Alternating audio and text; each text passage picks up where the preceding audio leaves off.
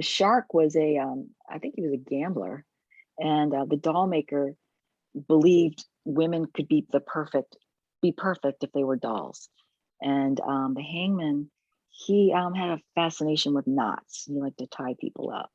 Um, and I would just come across these quirky articles on the internet, and it'd be like, well, that could be a killer. And I also I'm trying to do a better job of finding something charming or likable about a character, a killer especially. So you might not see them coming. And you want them to be slightly funny or ironic, and it's just, but if they're kind of ironic or nice and it's a very violent situation, it's like that nice kind of twist and turn that I like. But yeah, it's just yeah, don't ask me how I get in the minds of these people because I'm not really sure.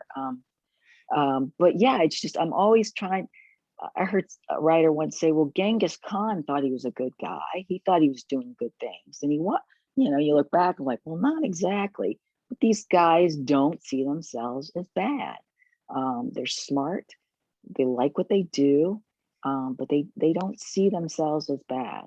And that's where you can kind of, if you can have him save a puppy, and then the readers just turning their heads are spinning. It's like, wait a minute, why would he do something nice and then do this?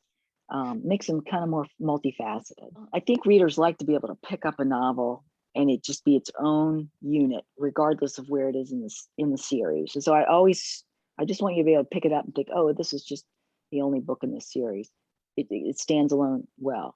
But in the beginning, I start off with a homicide detective, and he's got 3 siblings, and like all siblings, they don't always get along, and there's dynamics. And in Be Afraid, I got the idea for that book from the Writers Police Academy. One of the canine officers was talking about how he'd almost been shot on a traffic stop.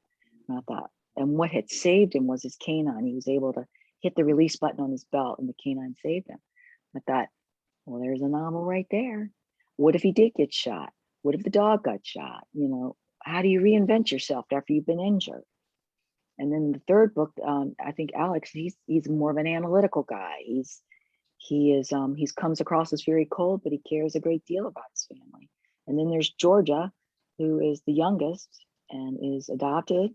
And where did she come from? What was her past? It's just it all grew out of the first one, because as I wrote that one, I had more and more questions about the other siblings, and I thought, oh, well, they're all in law enforcement. I can give them all jobs. I can give them all books.